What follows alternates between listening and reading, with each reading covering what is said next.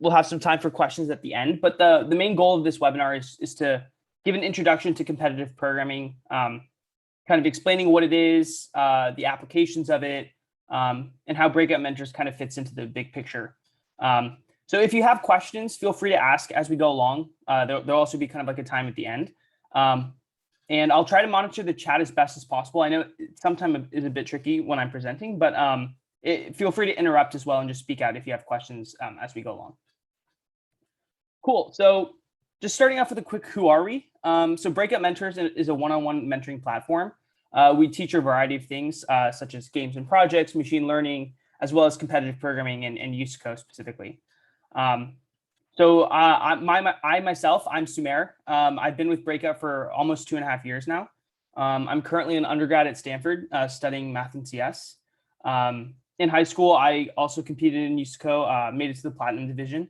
And I'm still passionate about competitive programming. And so in college, I helped organize a programming contest for high schoolers in the Bay Area called Proco. I'm not sure if any of you guys have heard of that or if your students participated this past year. The contest happened actually last week.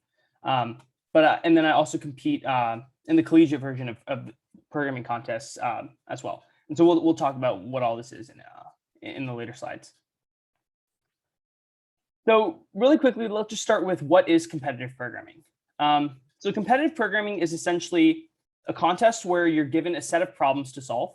And these problems are solved by you actually writing a program to execute some logic and then output an answer that is then checked by the judges.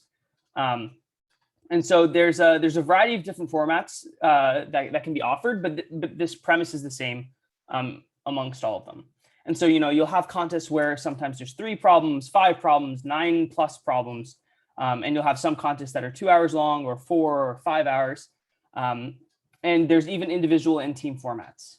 So there's a wide variety of ways that this happens, but the general idea is you're given some number of problems to solve, and you just have to write a program that solves each one of them. So let's look at a quick example problem, and this problem was actually taken from this year's Procos contest. It's a very simple problem that is not really is not very interesting or asked frequently at all. It's this contest was for beginners as well, and so we had some simple problems in here for them to wet their feet with. So in this problem, as you can see, you're just basically given 3 numbers, which represent the lengths of wood, and the character Stan. You basically need to help him answer: can these 3 pieces of wood be formed into a triangle with non-zero area? So it just boils down to checking, hey, can 3 numbers be used as the side lengths of a valid triangle? And so if you know some simple geometry, or you can work this out just by playing around with it, it is possible for the 3 numbers to be valid side lengths if all pairs of let me think of the best way to say this. If the 2 shortest triangle lengths, if the sum of the 2 shortest triangle lengths are greater than the 3rd length, then those 3 lengths are valid. So here we see that 1 + 2 is not bigger than 3, so it's invalid. But 2 + 2 is bigger than 3, so this could be a valid triangle. So you would write a program that follows the specifications. So it says the first number that your program reads will be the number of test cases. So then your program would read those n lines. So in this case, there's 2, right? So you would read 2 more lines in, and then each line will have 3 numbers on it, which represent the lengths of the triangle. And then you would output, the answers, 1 for each line. So that's kind of what we mean by write a program that solves the problem. And so then you submit your problem to the judge, and the judge checks it against some test cases. And so that's how the scoring works. So there's a variety of different scoring methods as well. But the main idea is the problem writers prepare some finite number of test cases. And the way to tell if your program is correct is if for every test case, your program outputs the correct answer in some reasonable amount of time, usually it's 1 second or 2 seconds, then you get some points. And so there's full scoring where you have to get every single test case right in order for your solution to count. And then there's also partial scoring, where you get some number of points for every single test case you pass. That's not too important, the exact details, just the general flavor of how it works. So I guess before we move on, like, are there any questions about like what competitive programming is, or kind of the format of how it works? I think it helps contextualize where we'll go.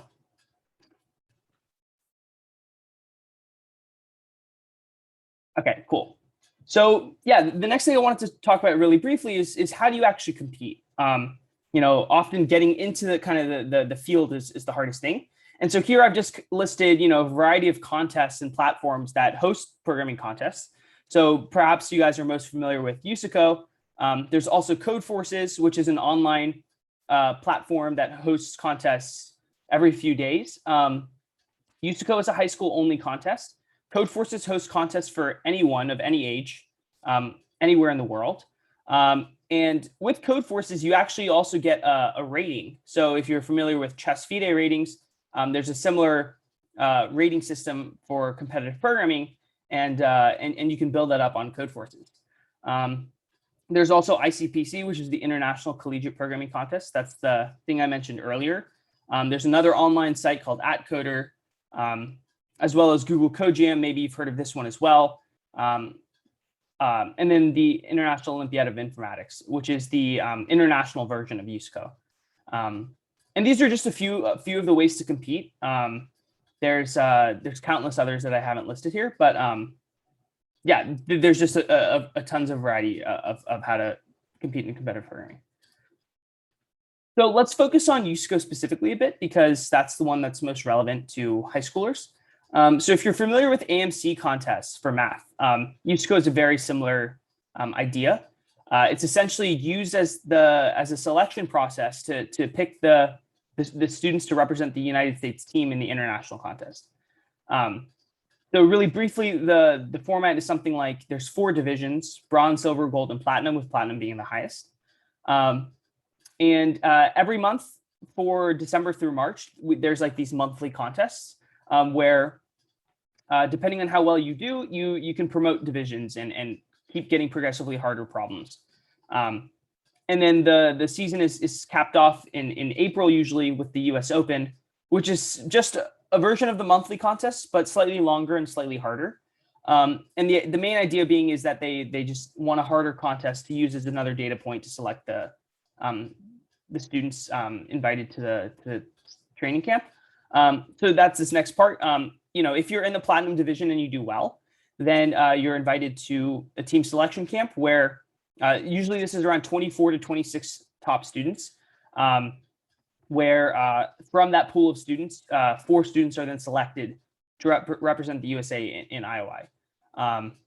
And so I guess one thing to point out is, the US is quite strong. And so generally, if you get invited to camp, you're basically at the level of winning a medal at the international contest. And so it's not necessarily correct to think about it like these are in sequential order where, if you're at IOI, you're strictly better than anyone who gets to camp.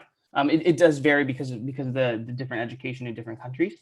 But the point is, just focusing a little bit more on these divisions, it sounds like, anything less than this top level is not great. But even starting at the silver level, you have to learn some pretty advanced concepts and have some pretty good problem solving skills. So often getting to silver and gold is quite an achievement, and platinum is quite a mastery of some topics. Cool. So I guess I also wanted to spend a couple of minutes kind of talking about why should you do competitive programming? So the first and most important bullet point in my opinion is it's a lot of fun. I got introduced to competitive programming around the end of 9th grade. I'm originally from Orlando, Florida, and one of the universities, the University of Central Florida, hosts a programming contest for high schoolers, similar to how Stanford hosts Proco for high schoolers as well. And this was my first time ever doing a contest, and I was near the bottom of the scoreboard, but it was a lot of fun trying to figure out how to solve those problems, and it was a very it was also a team contest, so it was a lot of fun, talking with friends about it and that sort of thing. And from there, I just kind of got really, I fell in love with competing and learning and trying to figure out, hey, how do you actually solve those problems that I wasn't able to solve in the contest? And so it's very similar to sport, the competitive aspect as well as the training aspect. Additionally, you learn a lot, and this can't be understated. I think in competitive programming, you learn advanced algorithms, you have much better problem solving skills, and you become a much better programmer in terms of implementing ideas into programs and debugging and whatnot. I think, and I'll talk about this in a bit as well, but a lot of the knowledge you learn, like I was saying, even at the silver level, is taught at college level classes. And when you start getting to gold, you'll learn concepts that aren't even covered until grad level classes, and then in platinum, you'll cover topics that are just not taught in classes because they're like just very advanced and very niche, and you start getting into the realm of research topics, etc. Additionally, some people, there's also a college admissions aspect to it. USACO is one way that you can demonstrate you have some skill set with computer science. In addition, in order to get to these higher levels, like if it's not fun for you, if it's not enjoyable, then it's going to be very hard to get to those higher levels, because there is a large amount of time that's needed to kind of advance. And college admissions knows that. And so, if there's students at these higher levels, they know that they are passionate about the field. And then also, I want to point out that there's a great community that's built from competitive programming. All those contests I listed above, there's an online community for a lot of them. There's an in-person community as well. Some of my closest friends today I met through doing competitive programming. And so I think, it's always cool wherever you go, or even if you're international, you'll know people and have that relationship. So another big question to kind of ask is, is it practically useful? And so the answer is absolutely yes. And I guess there's kind of three main points that I'll touch on, though of course it's not limited to this. But one thing is attention to detail. And so I guess in terms of writing competitive programming, let me try to reframe the process a bit again. So you're given some time control, 2 hours, 3 hours, 4 hours, where you have to solve these problems. And you have to solve the problems. You have to write code, right, to implement very complicated algorithms that are very advanced. And you have to do so such that you don't do it incorrectly, right? Because one thing I didn't mention is you also are penalized for incorrect submissions, as well as you lose time for incorrect submissions. So in terms of being able to actually compete and do well, you have to be able to really translate your ideas into code quickly. And you really gain that visualizing skill of how to plan and how to actually write code properly. In terms of learning how to debug as well, I think that's probably one of the most underrated aspects. Debugging is transferable to any coding you'll do ever in your life, whether that's machine learning, whether that's game coding, whether that's working in industry in the back end or front end. It's just impossible to not write bugs. And so obviously you reduce the amount of bugs. I think competitive programmers often very rarely write bugs.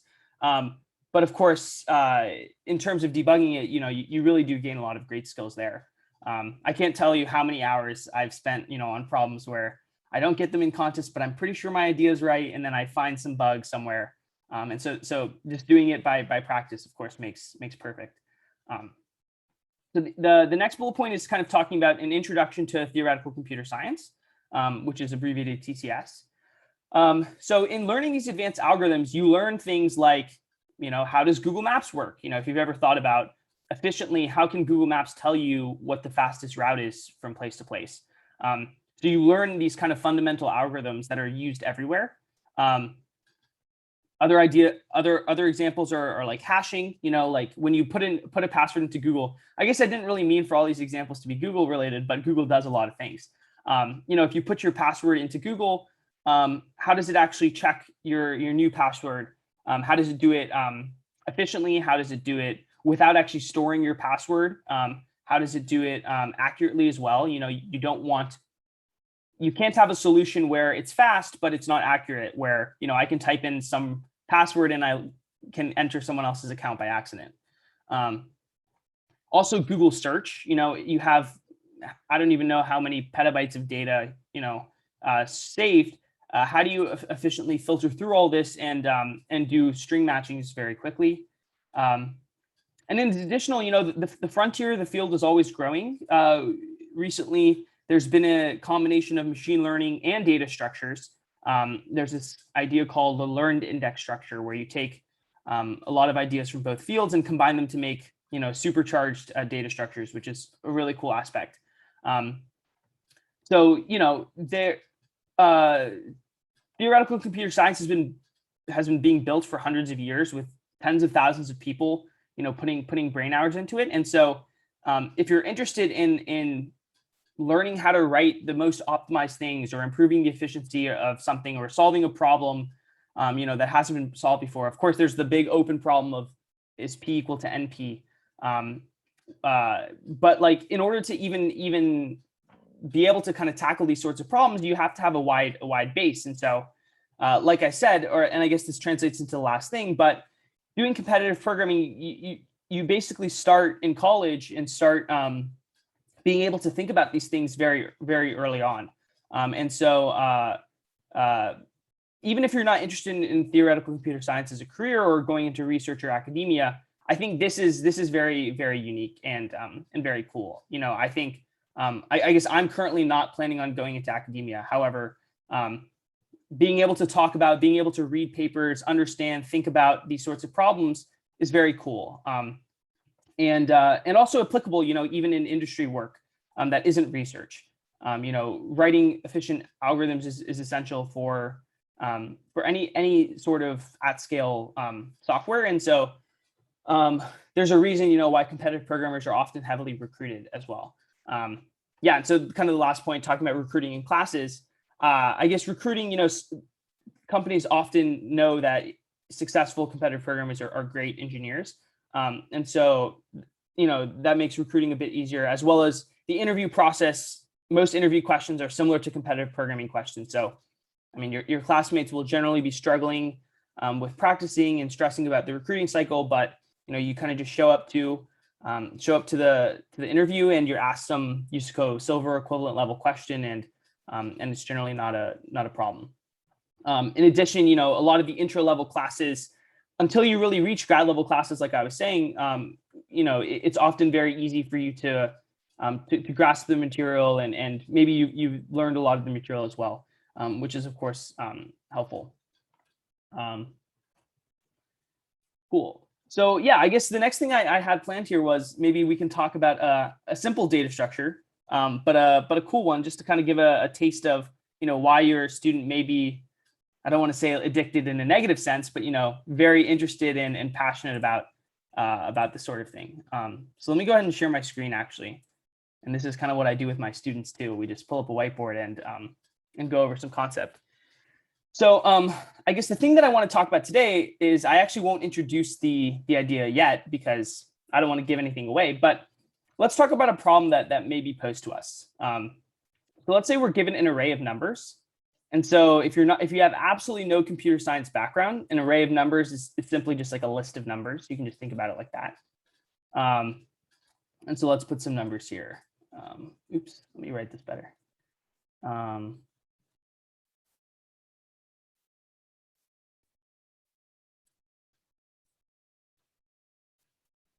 Okay, so let's just say we're given a list of numbers, and this list can be very long. Let's say n can be, or actually, let's not worry about how long the list is just quite yet.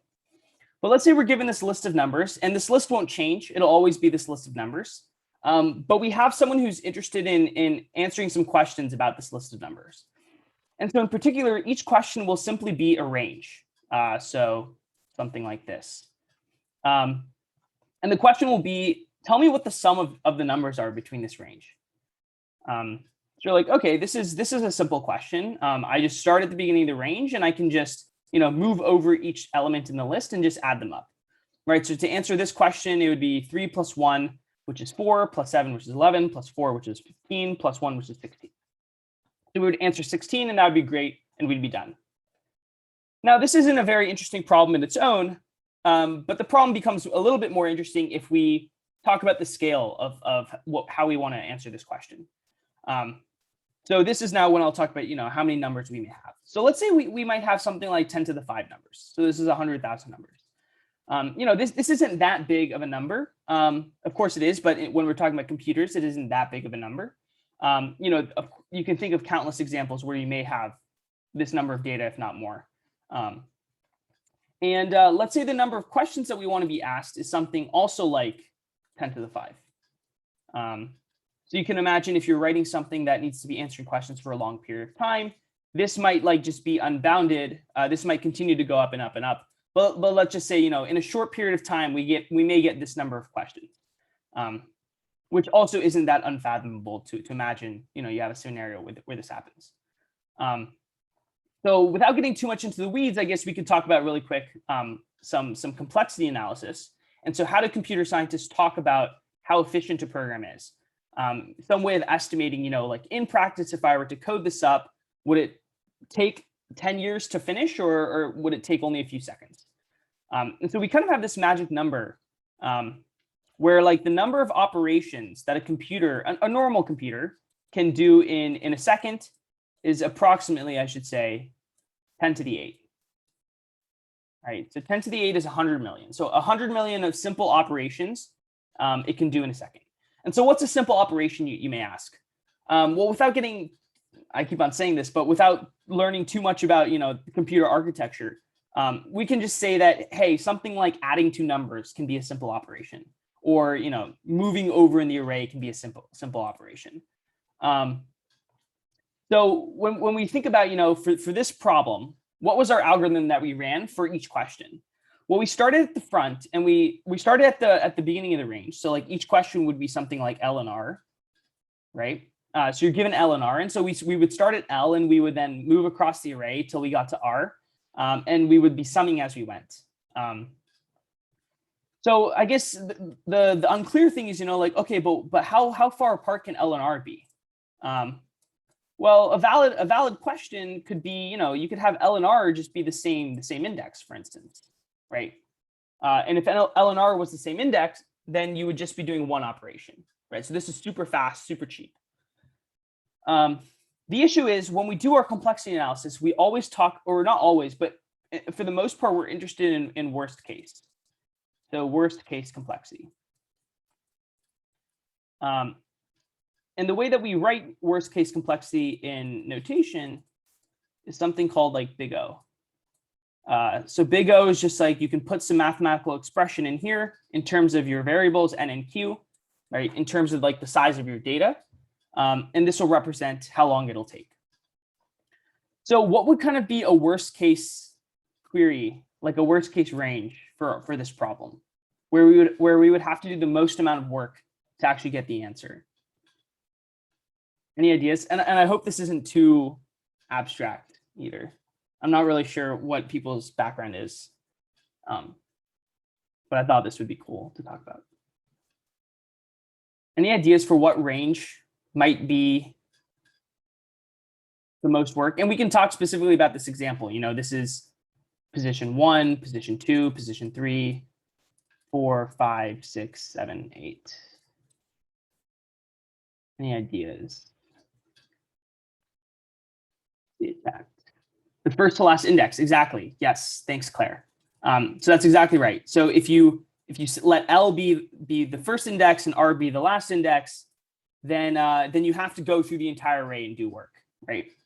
And so theoretically, an evil person could ask every single question, let it be the first and the last, right?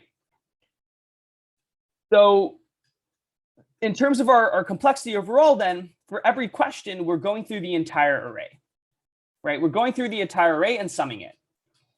So in terms of our notation, we're doing n work, right? We're doing O of n work,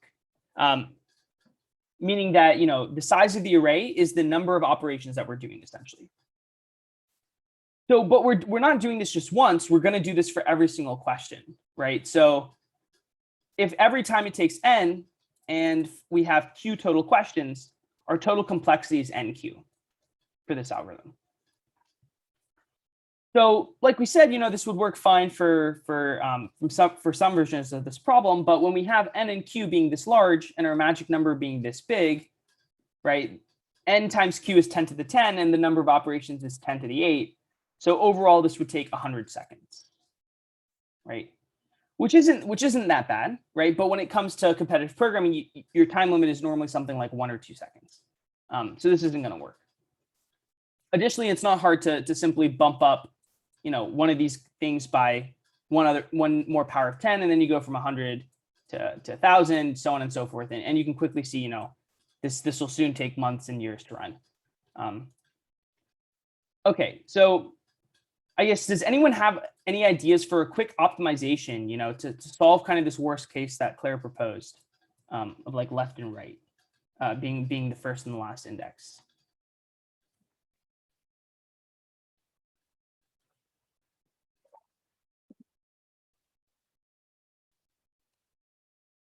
If not, I can also propose an idea that's most common.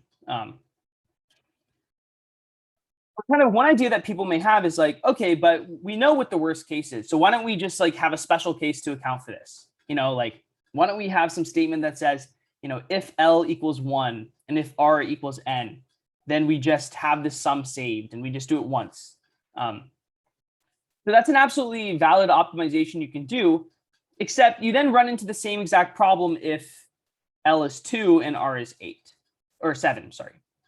Because the thing to think about with computer science, and this is one of the hardest things that students, it takes a lot of time for them to realize and learn, is that, when we draw a small example here, it seems completely fine. But when you're talking about 100,000 numbers, you've just gone from 100,000, right, to 100,000 minus 2.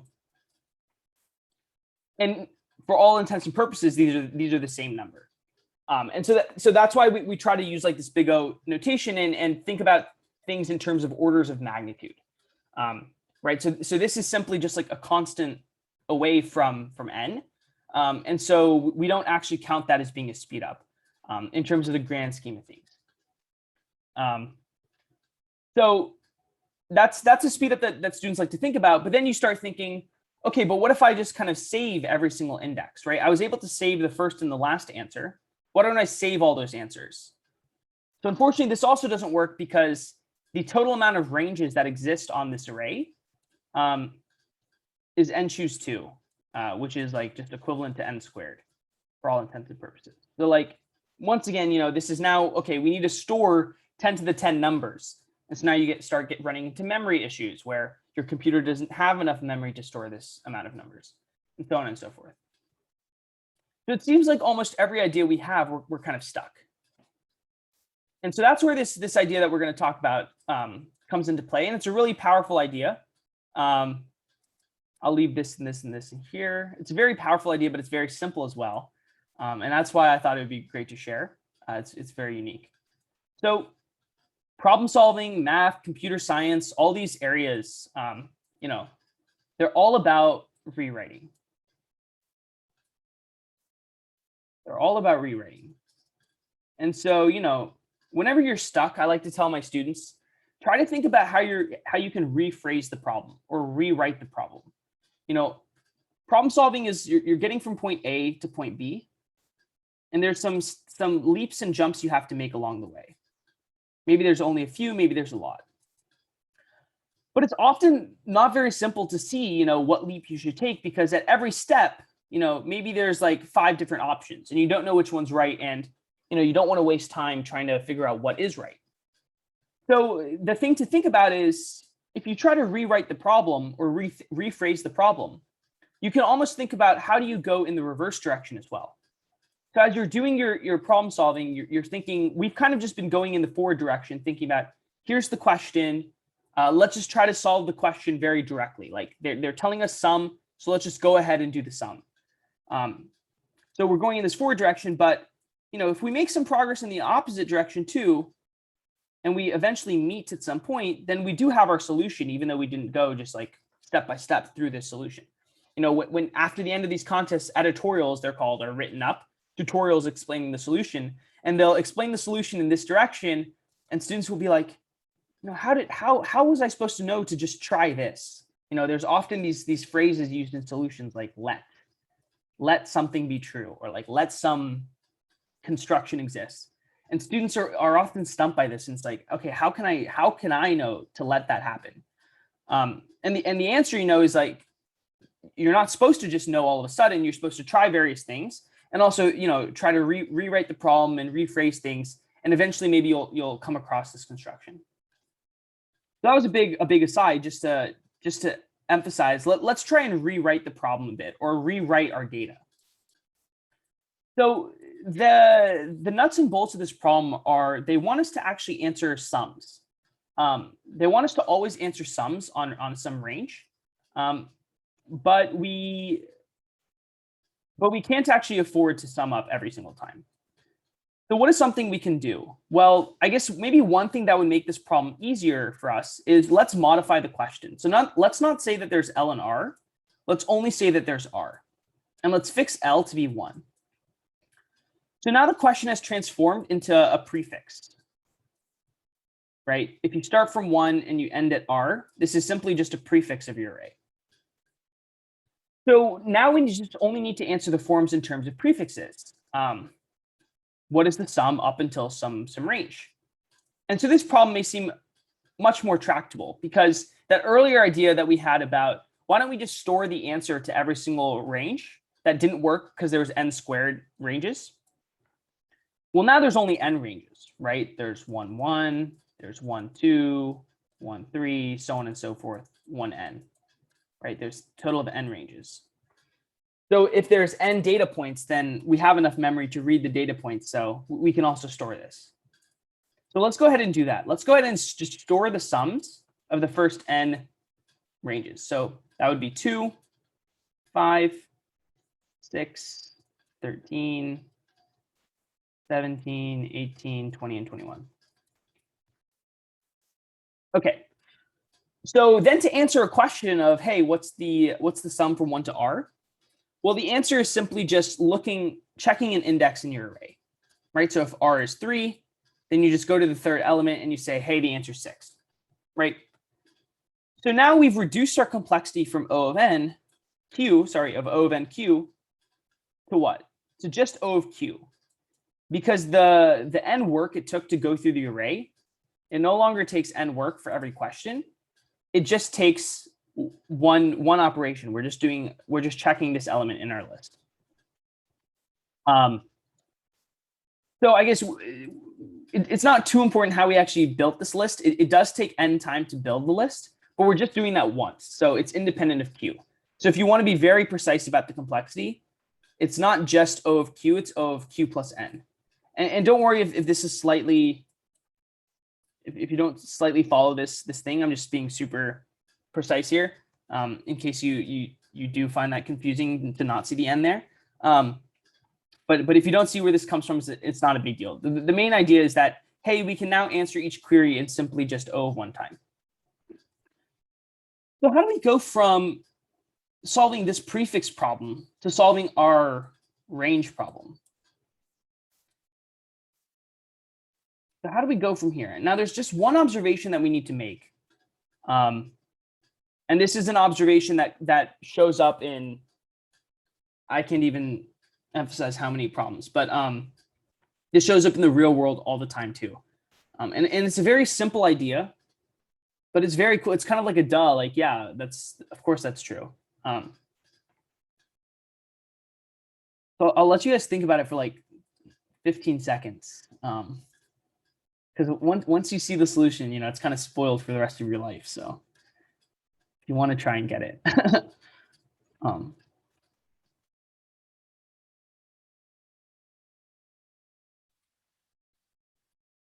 And so maybe also this will take you back to calculus. Actually, this is the same idea that's used in calculus, whatever the first version of calculus is, when you're learning integrals. So what is a range, right? What is a range? Well, a range can be rewritten, right? It's all about rewriting, as a range starting from the beginning minus a range starting from the beginning but ending before the start of your range. right? So in this scenario, it is true that, hey, this red range is simply the numbers in the blue range, right, minus the numbers in the green range, right, is equal to the numbers in the red range,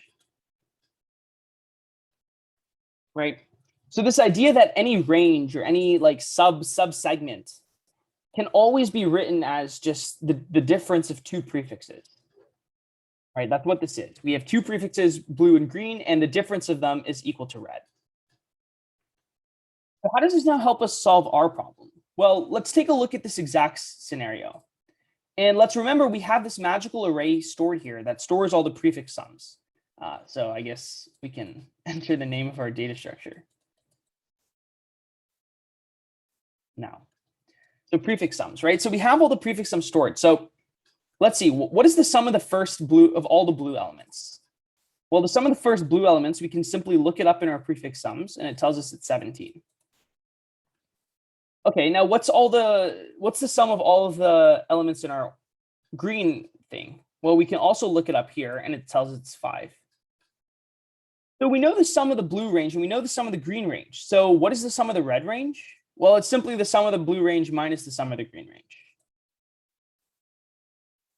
And this is equal to 12, right? And if we by hand, just to check, because it's always good to check, if we by hand sum these numbers, 1 plus 7 is 8, plus 4 is 12. So all of a sudden, because we've solved this super simple problem, we can now solve this seemingly untractable problem just by realizing that, hey, any range can be written as the difference between two prefixes. And so we can solve the complete problem still in this amount of time, because now instead of just doing one lookup, we're doing two lookups, but we're just subtracting them, which in terms of the number of operations is still a constant number of operations.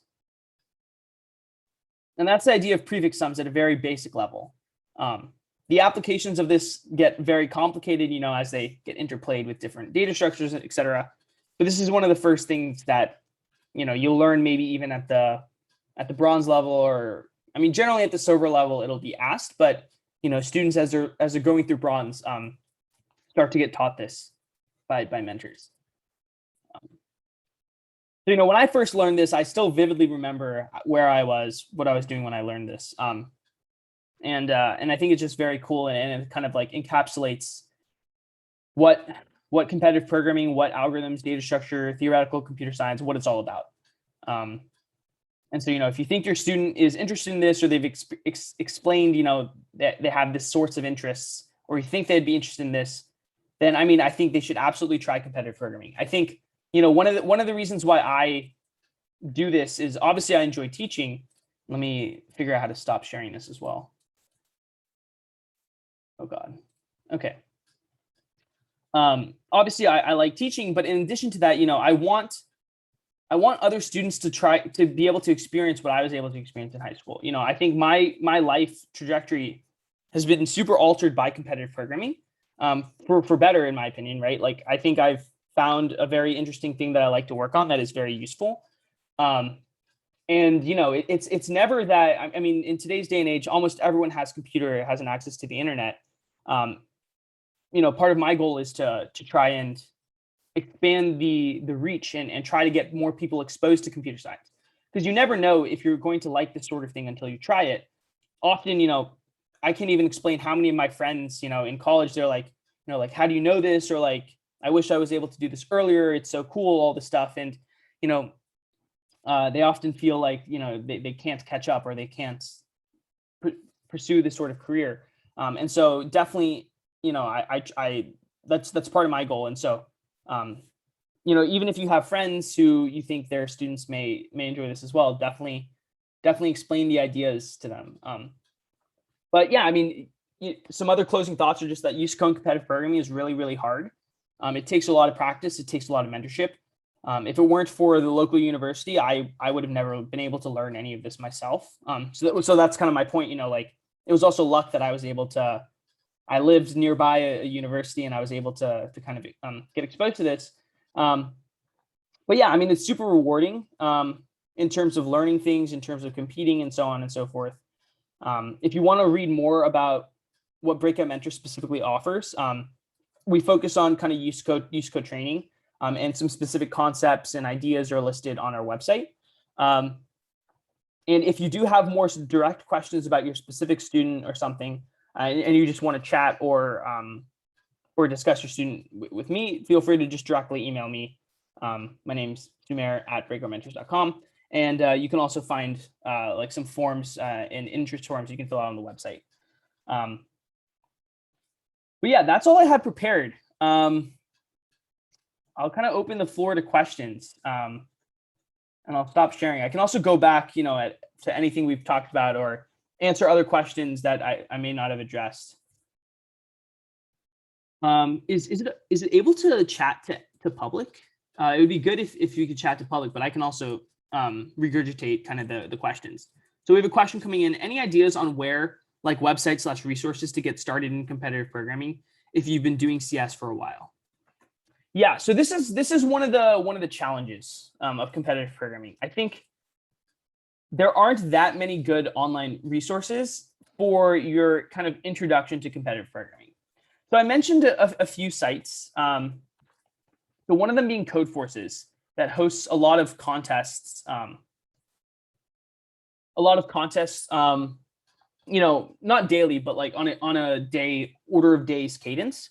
The issue is a lot of these contests are quite hard for beginners. And so, it's a bit unstructured. So I wouldn't necessarily recommend that without any guidance. In terms of resources and stuff, you can always use the USACO page itself to look at past USACO problems, starting with as long ago as possible, because each year progressively USACO gets a bit harder. Even 3 years ago was much easier than I think today's is. And so, if you start kind of back in time, you can get exposed that way. And there's one other site that I like. Let me find it really quickly. It was created by some former USACO students as well.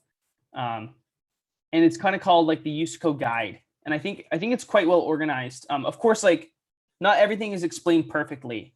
But it has some good ideas and topics and a compilation of resources there. And then I guess actually kind of another thing, this is probably not the best for beginners either. Like I said, there's not too many great things for beginners, but there's this one YouTube channel that was created by a former coach at UCF, and it's called Algorithms Live. It's no longer an active YouTube channel. The coach is now doing his PhD, so doesn't have too much time, but it's really good for explaining some advanced concepts. But maybe eventually, it'll be of use to students as they learn more. But probably the USCO guide is a good place to start. But yeah.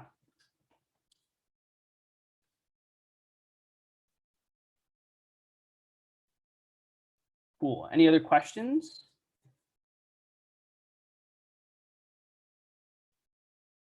If we were beginners to coding, when would you recommend starting competitive programming? This is a great question. So here's kind of what I would say about competitive programming. So for me, I didn't really have any programming experience before starting competitive programming. So I took like, CS1 or whatever my high school called it. It's hardly really like any real programming class. So kind of my first taste into really getting launched into learning how to code even remotely well was through competitive programming. And so this was around like I said, the end of 9th grade, kind of like 10th grade sort of time. I would say that, I even started decently late. There really is no lower bound on when what age you should be in terms of starting, even if you have no coding experience. One of the best, probably the best competitive programmer of all time. He started coding when he was 6. So it's really just like as early as you enjoy it, that's when you should do it. I like to emphasize that if you're not enjoying it, it's always okay to take breaks. It's always good to kind of take some perspective and make sure that you are actually enjoying it. But if you're able to understand the concepts, if you're not beating your head against the wall, there is some level of mathematical maturity that's needed at some point. Especially if you're trying to do things by yourself, if you have a mentor and whatnot, it's much easier. But I think really as early as you want, you can start competitive programming. There's really no need to necessarily know how to code before. I think this notion of knowing how to code is a bit, I don't really buy it. Like, it's not exactly precise. Like, the best way to learn how to do things in programming is to actually code. And so, you know, you can learn how to do any sorts of programming very easily. You don't really need to have past experience to do anything. It's very easy. You know, people say once you learn the fundamentals and ideas behind computer science, you can pick up any language in a day, which is true. You know, you can try a different style of coding very quickly. I wouldn't say a day you can do anything, but yeah, I would urge, you know, students not to try and kind of close off their abilities and horizons. I think it's definitely possible to do things early.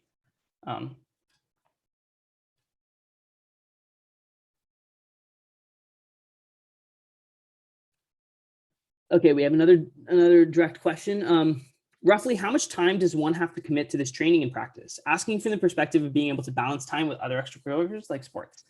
Once again, a great question, and I'll take a quick trip down memory lane, I guess. So it all depends on what your goals are, right? Like, let's say you're in 8th grade and you're like, hey, my goal is to make IOI and get a gold medal, right? This goal, I would argue, there's almost like an exponential factor, maybe not exponential, but like a multiplicative factor as you get higher and higher, where like getting to platinum is much easier than getting to platinum camp, which is much easier than going to IOI and winning a gold medal, for instance. So in terms of, you know, that being said, it's not the case that you have to go get a gold medal at IOI to pursue theoretical computer science, to pursue competitive programming in college. You know, I made it to platinum. I started a bit later. I made it to platinum. I still learn. I still compete, you know, here and there. So in terms of like your level, that'll vary. But let's just say that maybe I can talk a little bit about each level. But in terms of extracurriculars, so I mean, in high school, I was able to still do a lot of extracurriculars. I think looking back, I probably would have, now that I know more about myself, I would have preferred probably dropping some of those extracurriculars and spending more time on competitive programming. But it's certainly possible, you know, to reach very advanced levels in competitive programming and still do extracurriculars.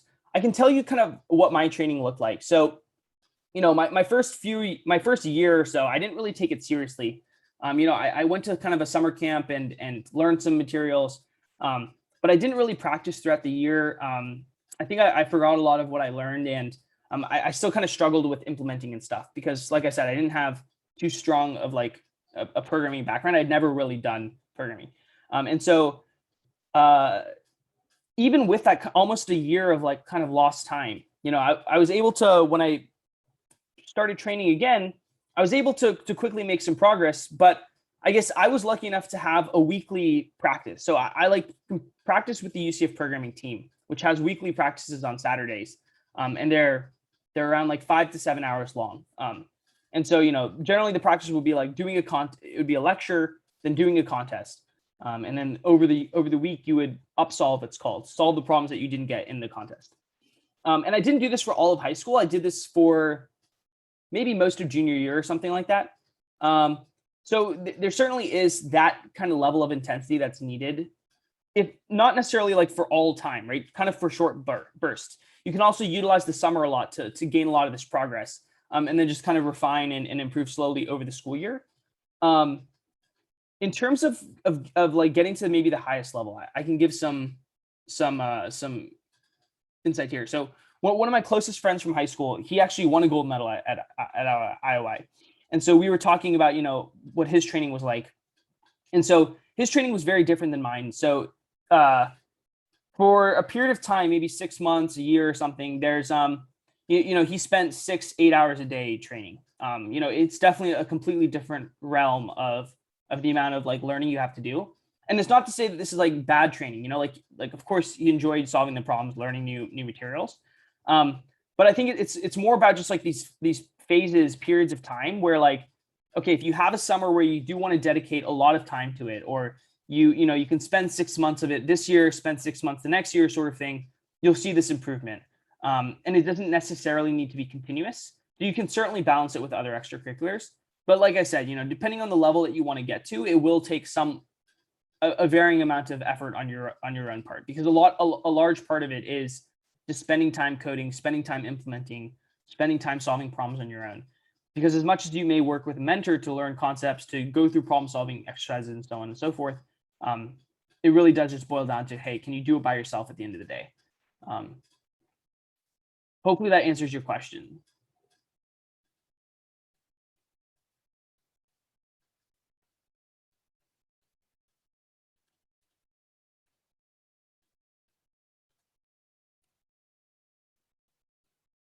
And I hope that wasn't saying like, hey, like you can't do it sort of thing, like, or that it is a lot of time. I don't mean to necessarily like scare people away. I think I'm also kind of talking a lot more towards the gold and platinum levels. When you start off, it's very easy to spend a little. There's rapid improvement very quickly. Like I mean, we just spent 20 minutes going over a topic that will show up in bronze and silver, and is a very important topic.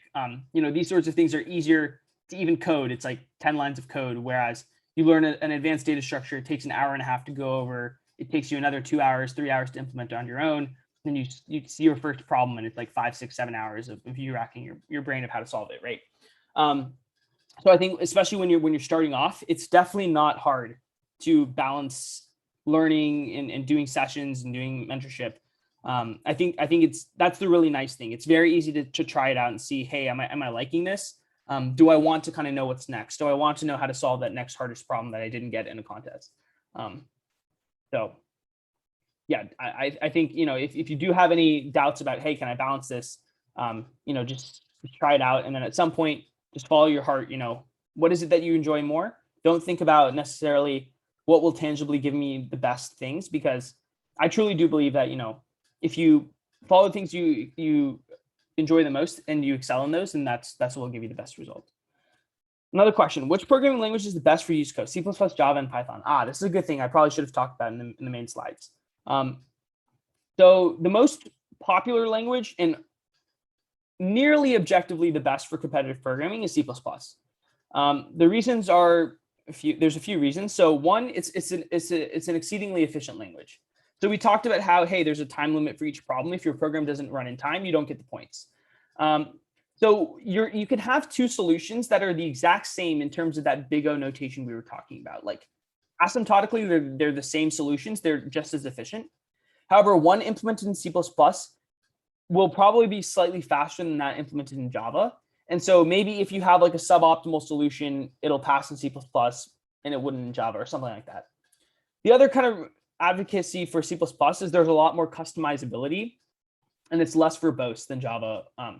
And so in terms of typing speed and like ease of typing and ease of implementing, it's arguable that C++ is nicer. So I personally started learning Java. I use Java to compete basically throughout all of high school. So, it's not a requirement to use C++. I now use C++ sometimes. I still do like Java just because, I'm comfortable with it. But it's not like to say, hey, if you code in Java, you can't make Platinum, you can't make Camp, or et cetera. Anyways, when you get to the higher levels, it's very easy to switch languages if needed as well. So then the third language, Python, is like really not a real option. So Python is it's quite slow. It's much slower than C++ and Java. It's not guaranteed, that a correct Python solution can even pass in time. I believe the Usco servers don't even support PyPy. So PyPy is a way to execute your Python code using something called just-in-time compiling. So it's not as slow as normal Python. It's quite speedy, but I don't even think Usco offers that. The other thing that I would say for the reason not to use Python is because there's something to be said about I don't know how familiar you are with like languages, but in Python, you have the option to write untyped code, meaning that when you define a variable, you don't have to give it a type. You can just call it whatever you want, and it can be any variable type. I think this, to be quite honest, it's kind of hurtful for students when they're learning, say, competitive programming, because it's always easier to go in the reverse direction than to go in the forward direction. Like you can imagine you introduce a ton of bugs for yourself because, your variable isn't typed or something, or like, without getting into the nitty gritty, like I'm a strong advocate for not using Python in competitive programming, even in addition to the speed aspects. I think in terms of the semantics itself or the syntax itself, it's not so great. And then the last thing is in terms of resources, the vast majority of online resources will be in C++, because I think maybe something like 90% of the community uses C++. So, if people write a blog post, if people write a solution in code, it'll probably be C++.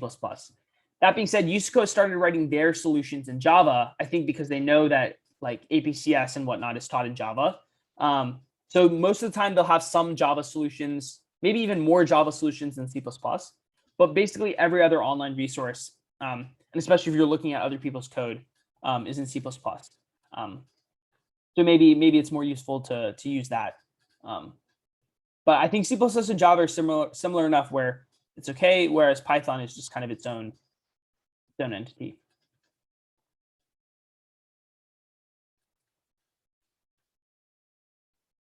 Yeah, so we about reached an hour. I can stick around for a few more minutes if people still have questions that I wasn't able to touch on, or like to discuss any more things. But yeah, I guess that's like the official end of our programming.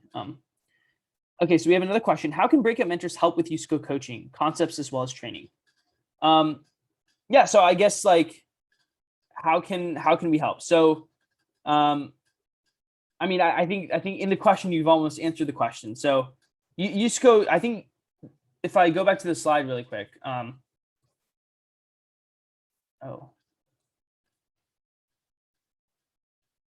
Yeah, so if I go back to the, oh man, what have I done?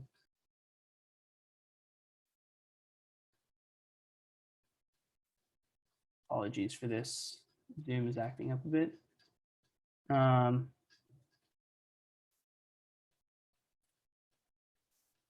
Okay, so like, I guess if I'm looking at these three areas, yeah, so I guess breakout mentors helps with all three of these aspects. So, all of our team members are former Usco competitors. We have even some former Usco camp members. So that was like the top 20, 24 in the country. So we have very experienced mentors who know all these things very well. So some of our sessions, it depends on where the student's currently at in their training, but we'll go over advanced algorithms. So kind of like the mock little lecture I gave, we'll do something like that with the students. We'll help with implementation. Our younger students often, a lot of these implementation things for competitive programming are passed down kind of by like tribal knowledge in a sense. I think there's so many unwritten things that I've learned just over the years from older team members, et cetera. I think that's something that's very useful for having a mentor. So helping with programming, helping with implementing, debugging skills, that sorts of things. And then also the problem solving aspect. I think it's very hard for, you get to the point where you learn, or you claim to at least have learned the algorithm. Let's say you learned a graph algorithm like Dijkstra. And so you learned this algorithm, and now you theoretically should be able to solve all the Dijkstra problems, right? But then you go to Usco, or like a friend tells you, or you read somewhere that, hey, this is a Dijkstra problem. And you go to the problem and you're stuck and you're not able to get it. So now what do you kind of do to improve, right? Like if you go reading the solution and then writing the code is not the same as coming up with the solution. If you read the solution and go code it, you've essentially improved like not at all. And I think that's maybe one of the key areas where a mentor can come into play, because a mentor is almost like a customized oracle for you, where they can help you go through this problem solving process. They can nudge you here or there and also share their own experiences. I think one really cool thing is each of our mentors, has learned certain concepts in their own ways, through their own problems and through their own resources. And so, passing these down and kind of like nudging students along the right path is one of the most useful things. Is there a prerequisite to know C++ or Java before one can start? So absolutely not. There's no prerequisite. There's no prerequisite at all in terms of even knowing how to code. Yeah, we've had students who have never learned who didn't know Java or C++, and or he knew Python or knew some other combination, and it's completely fine to start learning. Um, yeah, the nice thing is, the sessions are cool because it's a balance of actually coding and also kind of this theory and teaching. So in terms of our pricing, it's all on the website. I can send it here in the chat.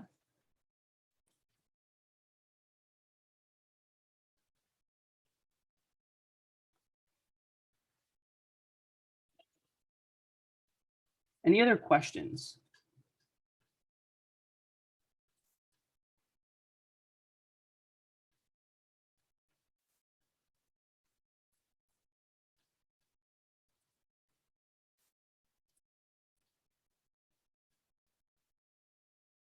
All right, I will